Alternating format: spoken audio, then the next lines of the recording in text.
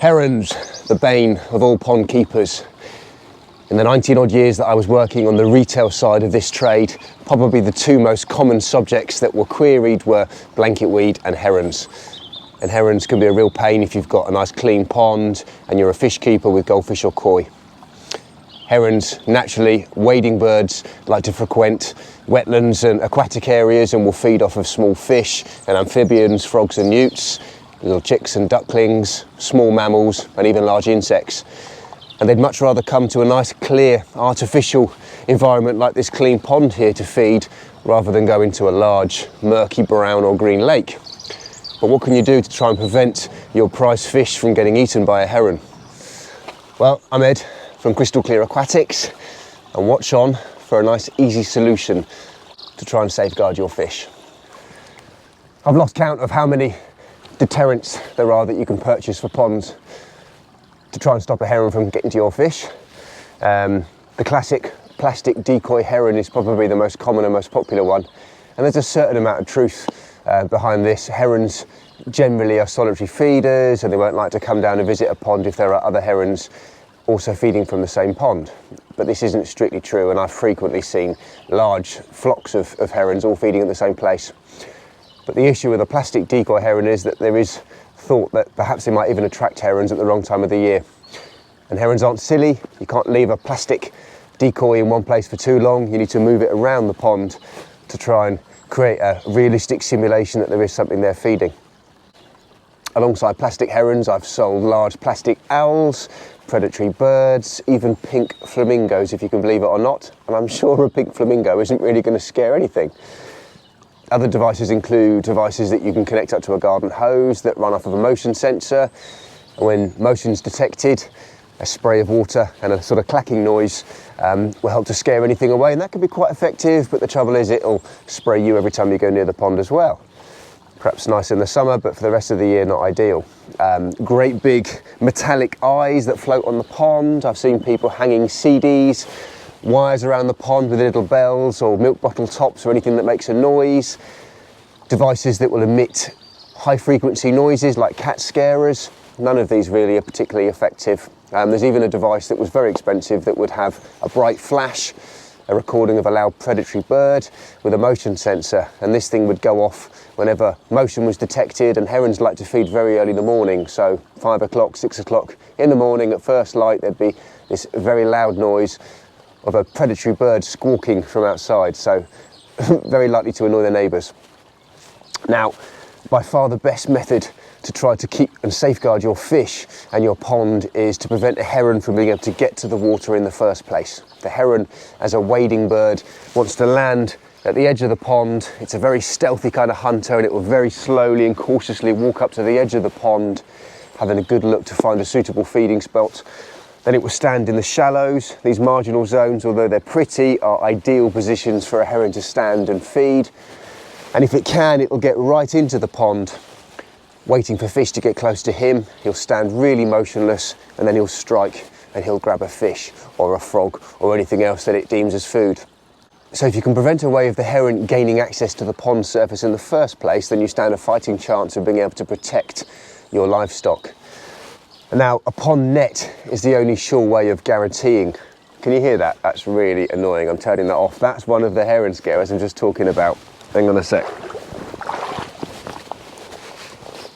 Turn that off.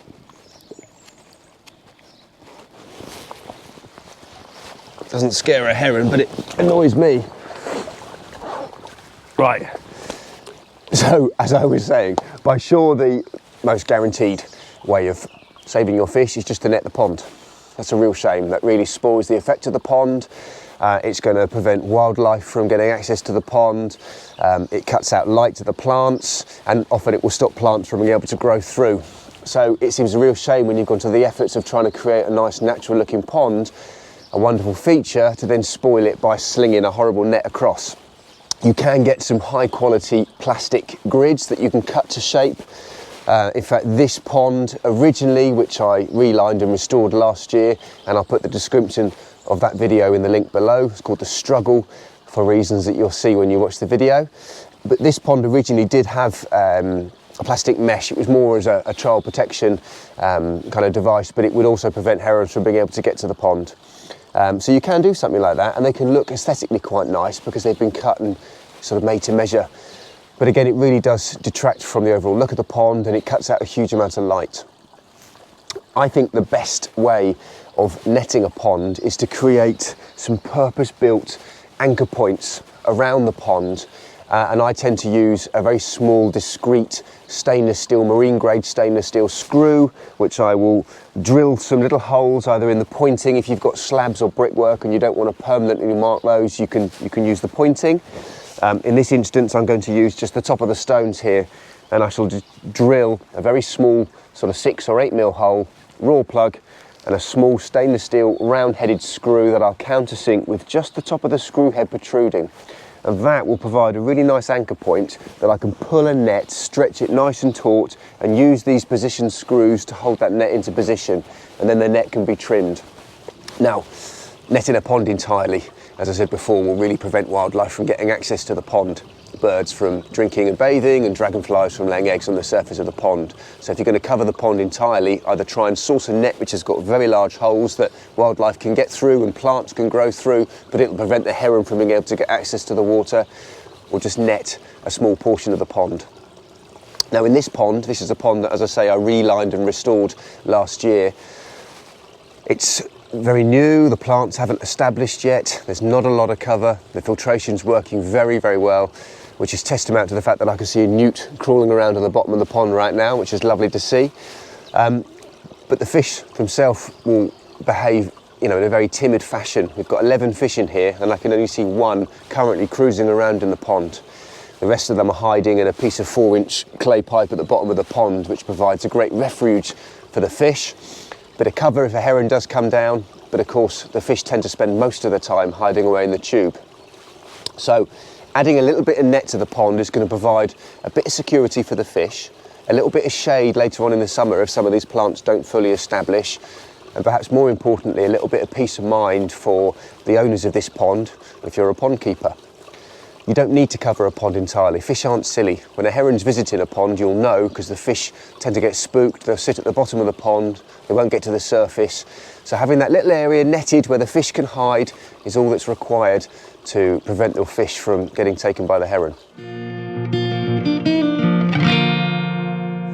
So this installation couldn't be simpler. Just drilling a few holes around the edge of the pond, sinking some raw plugs, countersinking a good quality stainless steel screw. I prefer screws with rounded heads rather than the sharper sort of decking screw heads. And these anchor points around the pond will allow you to then tension and attach a net securely. It's not permanent, you could always remove it, remove the raw plug. If you were to drill these holes in the pointing rather than the slabs of the stonework, you could then fill that with cement and you'd never see it again.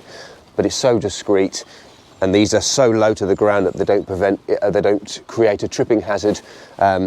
But there's no reason why you can't leave it there all of the time. So tools for the job, just a decent drill with a good masonry bit, materials, just some screws and some raw plugs. So I'm just going to net a small portion of this, about 1/3 of this pond, to get covered. I don't want to cover over the marginal zones. I don't want to have plants growing through the net, that's always a pain. So we're going to keep those marginal zones free from the netting. Let's go. Right, once you've drilled your holes, next job is just to countersink some very small raw plugs into those holes.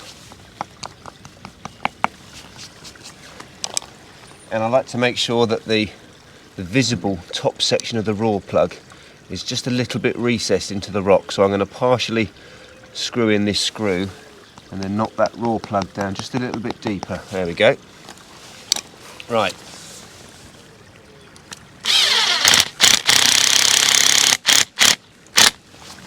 That's it. So just a little bit of the screw head left proud, and that's raised up just enough that I can tether and attach that pond net, but that's not going to provide a trip hazard, and because it's rounded like this, if you put your hand on it, if you're maintaining the pond, you're not going to hurt yourself or scratch yourself. Really simple.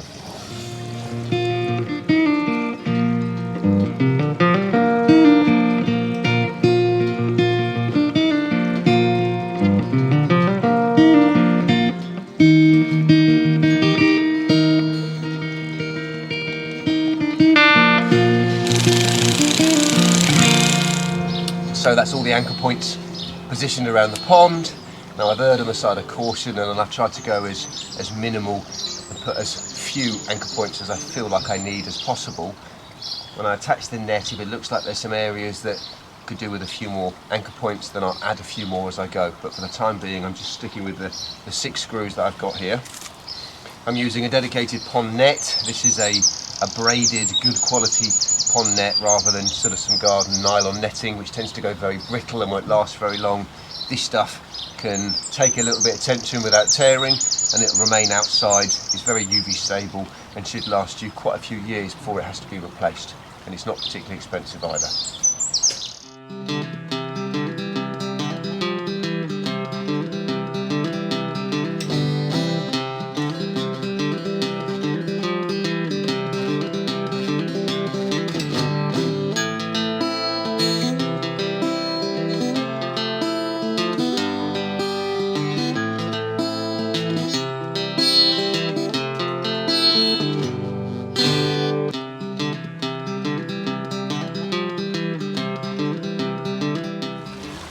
So I've attached the net, giving it a little trim to fit, and I'm just going around tensioning it, and I like to tuck in any sort of loose fray ends. If I pull obviously from this way to try and tension it across the pond so it's not sagging or sitting on the water, but also I like to tension between each screw and pull the netting kind of perpendicular to the pond so that I create a nice tight stretch here, and then I can fold and wrap neatly any sort of loose frayed ends of pond netting so they get held in place. Now this only obviously is a very small area of the pond covered, but this is the deeper section of the pond. All the heron can do is stand on the side around this area and wait for fish to come to him.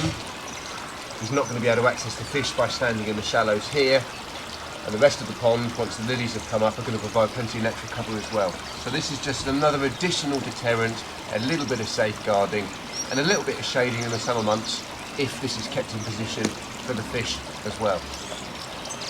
Does it detract from the pond? Yes, I think it does personally. Of course, I'd always prefer to keep a pond open, but it's a lot better than netting a pond entirely. And I think cosmetically, having these little anchor points and being able to tension the net properly is a lot nicer to see than having tent pegs and rocks and bricks and bits and pieces holding all that netting into place. So really simple, very quick job, and well worth the effort of doing. I hope you found this useful. I'm Ed from Crystal Clear Aquatics. I'll see you in the next pond.